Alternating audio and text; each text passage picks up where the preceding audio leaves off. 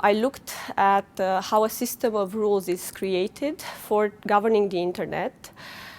From the early 70s to 2015, doing this comprehensive analysis of formal means of governance and informal practices.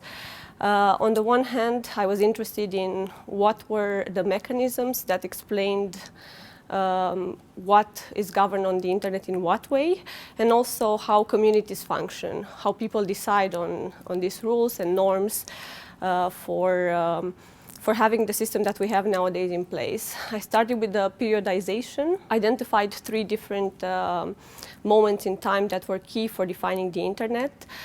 We started with an early decade of technical standards and definition of network connections, which was all done relatively informally. Then we moved in the early 90s to a focus on legal and economic issues, because the internet was becoming widespread, globalized, and also privatized, with a strong focus on a market approach.